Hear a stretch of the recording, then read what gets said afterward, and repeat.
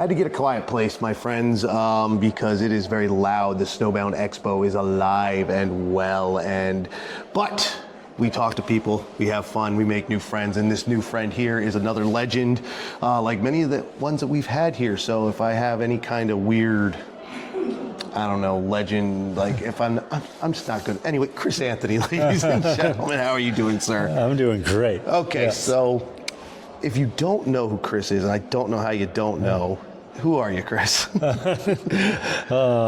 see. Gosh, I don't know how to, I'm an avid skier that loves the sport of skiing. I grew up around the sport because of my parents. I can honestly say I've probably competed in every aspect of the sport on skis, you know, from the freestyle to my passion's alpine racing.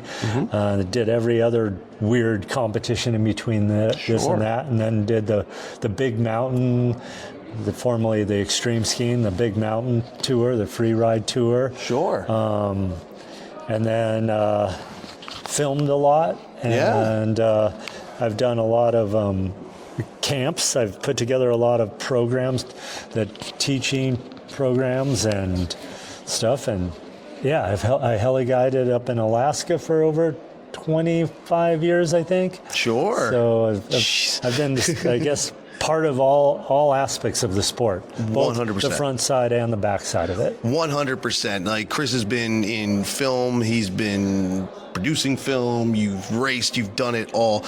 The theme here, everybody, is that once you're in, if you're doing something, you're doing it, and you almost do it for life. Would you agree with that? Yeah, well, like Warren Miller was always trying to figure out how to get the free lift ticket, right? Yeah, so I guess that's essentially what I was always trying to do, is like figure out how can I get another lift ticket or a pass or another pair of skis and some gear.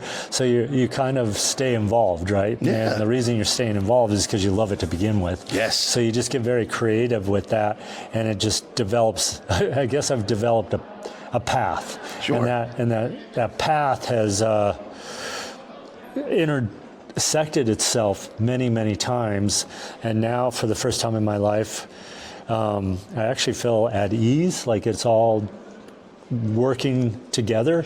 And so yes, I guess you could say I'm a professional skier that now has a foundation for kids. That I skied in films, but now I'm making films that I can ski in, and it all circulates and feeds each other. Right? So I get to take all the experience that I obtained from skiing in the Warren Miller films and being around those amazing cameramen, and doing that project on my own and funding it by raising money to basically create educational programming, a ski film or a ski story, which will then I can take into the classroom and share with the kids, and then at the same time take that to the public, that film, and raise money for the kids.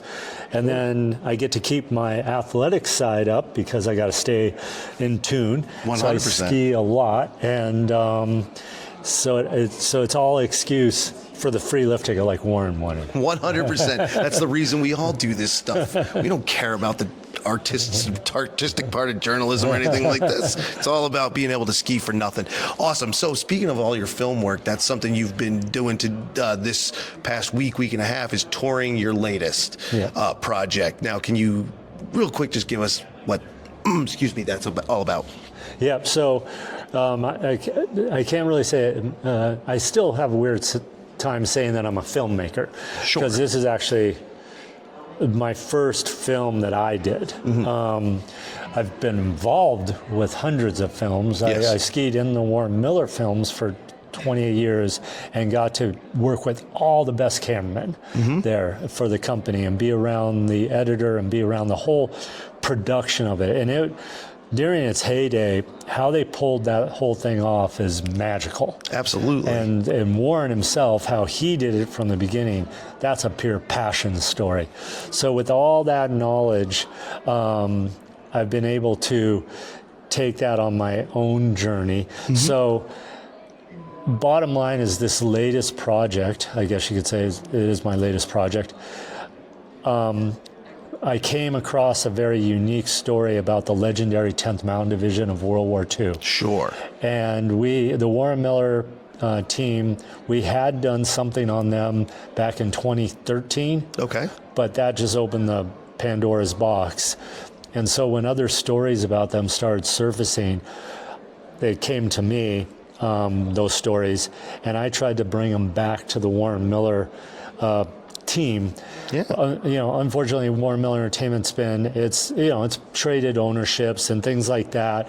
So things changed, and all of a sudden, I was the only one that had interest in this story. Sure. So I didn't want to let it die, and I thought, can I pull this off by myself? Yeah. So I went on that path with everything I had tamed over all those years, watching the Warren Miller film teams, watching everything, and basically was able to create a documentary about the 10th Mountain Division. Awesome. Using every trick of the trade to finish a project. And it took 6.5, 7 years. Wow. And when I completed it, well, first of all, I didn't do it like a business thing. I did it underneath my foundation as building educational programming. So I didn't have to go find investors. I had to go find people willing to donate to my foundation for this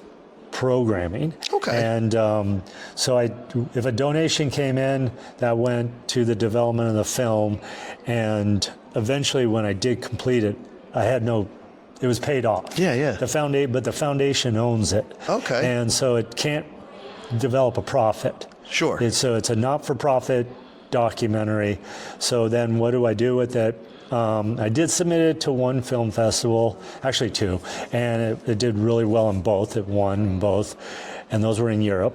Yeah. And then I didn't want to put it online. I didn't want to, I just wanted to do what Warren did in his very beginning. Sure. And go personally and deliver the film.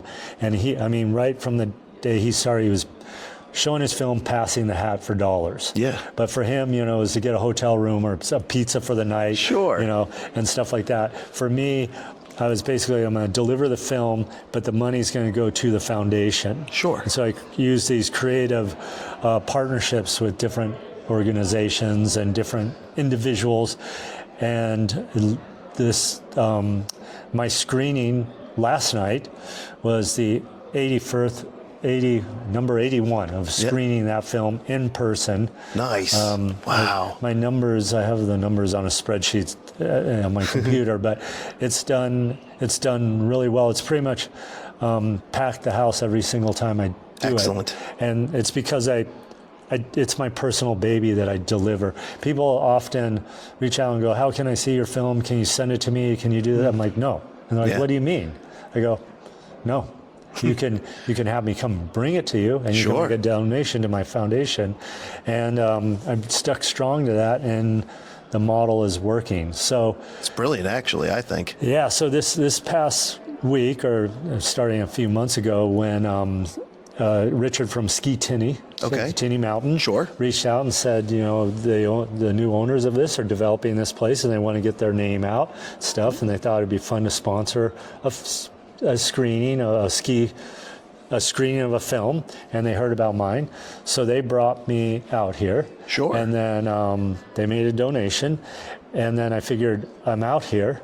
I reached out to other entities. Yep. Dartmouth. I reached out to, the Von Trapps up at Stowe. Sure. And the Stowe Cinema, and everybody put together a screening. Yeah. And again, donations made, and I'm blown away by the attendance, because there wasn't any really there was no marketing dollars. Yeah. Like, we didn't advertise. It was just all word of mouth and social media. And it's great, because I've had a ton of reunions this week. Every single stop, there's been somebody out of my ski pass that's awesome. Hey, Chris, I haven't seen you since, and it's been great. That's great. That is fantastic. What a great way. That's about as independent filmmaking can get. Not only doing it in that, well, as you said, Warren Miller style, like, you're going to bring it and you're going to do it. Yes. And then obviously you can benefit your own foundation, which works really well. Do you want to explain the foundation real quick? Yep. So the foundation is called the Chris Anthony Youth Initiative Project. Sure. And the mission statement is basically to bring mentoring and educational programming into the classroom. And now that I'm able to raise money, I'm bridging underserved kids from those communities that don't get that experience that a lot of us are privileged to have. So bridging them to a experience beyond the classroom. Sure. And so since my passion is skiing, yeah, but taking inner city youth from underserved communities up to the mountains, and I pay for everything: the bus, the ski equipment, the lift tickets, the instruction, awesome, the whole thing. Awesome. So it's I get the clothing donated, and I rent all the gear. So it's not like I have to pay storage for a bunch of gear, but since I rent it all, it's all maintained and everything by everybody else. It's perfect. My whole goal is to keep my total overall overhead and operations costs as minimal as possible. Yeah, 100%. So I shadowed a bunch of other nonprofits, and I was kind of blown away by the wastage of how much money they had to raise just for their operations costs. Okay. So I even wanted to cut that all by 3/4, and so it's worked out really, really well. And it's a little, I guess, crazy that I do absolutely everything on my own, but it gives me the ability to, be very pivotable. Sure. And I can move on a dime. And so, like, if a school reached out from a certain neighborhood and said, "Hey, can you help us with this field trip and everything?" I can literally pull my credit card out and do it right then. Amazing. And I don't have to go reach out to my bureaucracy of a foundation or board behind me or other people. I can just do things. Love that. Yeah. Dude, that is so great. Talk about be your own boss. Just be the boss. That is it. End of story. I love that, dude. That is so awesome. Pardon the slip of the F word that almost came out of my face. I'm trying. That sounds awesome. You said the film has been doing well. Do you have any other dates planned that people could check it out? Or? Yeah, so my next screening is December 1st in Boulder, Colorado. Okay. And that's a sort of a perfect model of how I like to get the film out there. So the Lake Eldora race team, which has a youth component of it, of course, and ski racing is expensive. Wicked. And I would love for every kid to be able to have the opportunity to join a race program. Yeah. But even for the middle class family, it's expensive. So if we can underwrite and cut some of those costs down. So the Lake Eldora race team reached out to me and they said, "We want to do a big fundraiser. Do you have any ideas?" I go, and I said, "Get the Boulder Theater. Let's do a big screening. Yeah. Do a silent auction. Do a paddle raise." I go, "I'll donate stuff, that we can auction off. Awesome. And then let's show my film there and do VIP tickets, GA tickets, do VIP tickets with an open bar tab, all that stuff. Get sponsors and stuff." So they've really tackled this, and I think they'll have a very good night. Yeah. And that theater, if they crush it, it can fit 800 people in there. So, very nice. The white, there's been a couple other ski clubs that have done this, and they've raised $70,000-$80,000. Very good. So not only are they able to fund their nonprofit quite a bit, but again, a portion of it goes back to my nonprofit and my expenses to get there paid and covered. So awesome. It's great. That is fantastic. What a great. It's just a great thing that you're doing all around in film, bringing back these legendary military, the 10th Mountain at any rate. They are legendary still to this day. People, love them. It's a wonderful thing that you're doing. It's great. Shout out to all the veterans of everywhere, including 10th Mountain. Speaking of veterans, before I let you go, this is going to be a little fanboy one on me. We're going to take it back about 20 years to Warren Miller's Storm. Okay. Where it was you, I believe, in the sequence. Rob McKittrick, I think. You were all at the High Mountain Training Center for the U.S. Marine Corps. Yes. it's one of my favorite sequences because it has this beautiful shot of you and McKittrick, and I can't remember the other two that were there. It's been so long. And just the one helicopter's coming up over, one of the military helicopters, dude. CH-53. Yeah, that's exactly what it was. So you do remember. Yeah, That's good, because you have a better memory than I do, because I'm pulling this out. It's not easy. There's just a beautiful shot of you guys coming down in that helicopter. I just had to, since I had the opportunity. 20 years would wait and be able to tell you, dude, that was sick. The opportunities. None of the athletes get paid to begin with, but you can't. The opportunities and the experiences that I've been able to have because of those Warren Miller films are, I mean, you can't put a value on it, but something like that where all of a sudden you get to go train with the United States Marines and do a bunch of their operations, but then get to fly around in like these helicopters, the CH-53. That, I mean, you should have seen. I'm sure the footage is somewhere. That there was two of them, and we were chasing each other through the mountains. That's awesome. With the doors open. Those things are powerful beasts, and I got to do that. You did. And it's just crazy. Some of the things I've gotten to do. I got to go onto an aircraft carrier twice. And not only go to it, but fly to it. And land and take off from one. And I basically had my second trip out there. They gave me full clearance, so I wandered that entire the USS Nimitz. All by myself for a whole night, and that's awesome. I went into every part of that massive ship, and I saw stuff that was other people never saw, and it was actually a really funny, quick story. By all means, dude. So I was the only place that's quiet on the aircraft carrier was way, way, way, way up in the captain's crow's nest. The admiral, I guess, and there was a big comfortable chair up there too, because there's nothing really comfortable in that aircraft carrier anywhere. I can imagine. It's noisy everywhere, but way up there was pretty good. And so I was sitting in his big luxurious chair, and it was like dark out and late at night, and they're constant operations going. So there's planes coming in, taking off, coming in. Like, it is amazing. It's just full activity all night. They only take a few breaks to clean the deck, which is, and do some cleaning. But I'm up there, and one of I don't know the rank, but he came up and he's like, "Chris, we've been looking all over for you." And I go, "Oh, I'm sorry." And they go, we wanted to show you something. The admiral or whoever wanted, the highest ranking person goes, and I go, okay. And so we go down to basically the master control radar room of the flight operations. And I'm going, whoa, and they go, come in here. And then they go, we're going to hold on a sec though. And then they knock on this wall. And then this wall opens, and I walk in there, and this is like Star Wars. And I'm like, they go, not civilians don't see this. And I'm like, oh gosh.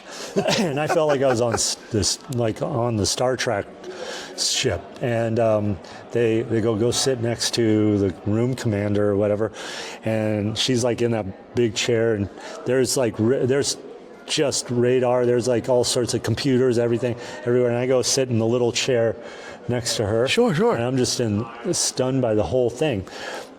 And there's operations going. They got stuff. They have everybody on the line. I mean, this is a nuclear. This thing can it's powerful. And it's 100%. This thing was fully armed because it was headed to the Gulf. So there was warheads on it. It was completely armed. I saw all of it, and all of a sudden, things started getting weird in the room. There was a little intensity happening and a little panic. And I wasn't on a headset right then. And then I put on a headset.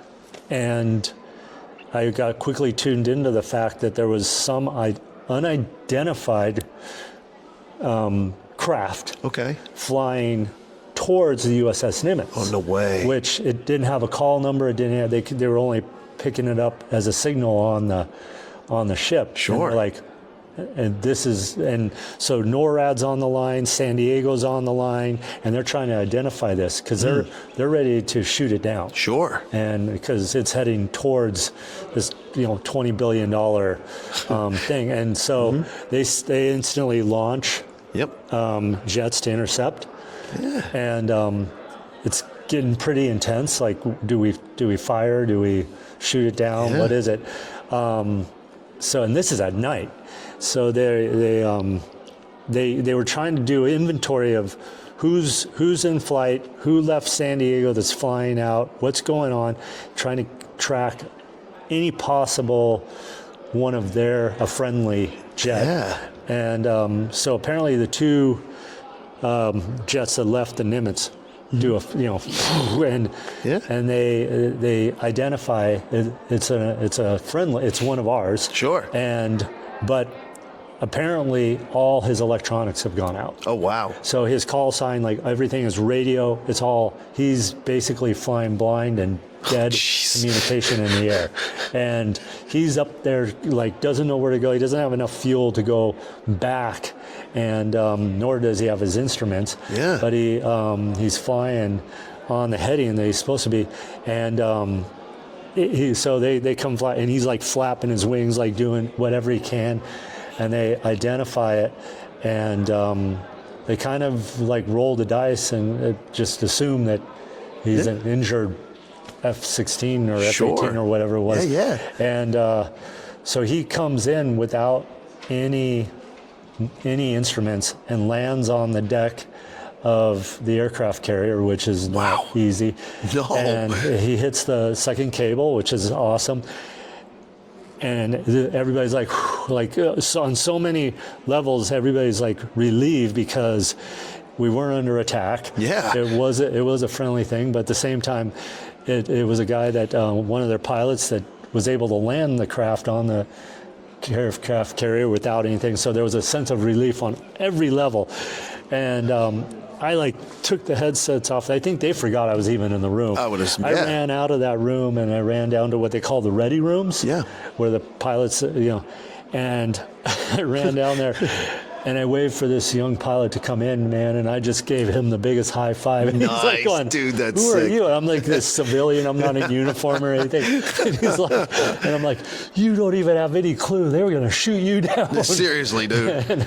And so I was just like, that was intense. That was sick, dude. So, I mean, here I am, a skier. Yeah. And I got to experience that, you know? Like, who gets to experience that? Nobody except the wonderful men and women of the U.S. Navy. Yeah. But even, there's guys men and women on that ship that might get assigned to that ship. Sure. And they'll never see the other part of the ship. That's true. They're assigned to one part of the ship. They become a master of that. That's their assignment. And other than that, in their bed in the mess hall, they won't, and going up and cleaning the deck for friends, but they'll never see parts of the ship that I saw. Yeah. Wow. Yeah, it's pretty amazing. So the lesson here, kids, skiing can take you around the world and into places you never dreamed of. Yeah. And that's just a great metaphor for a great sport, man. Dude, that is so awesome. Go find his film. See it if you can. Is there a website?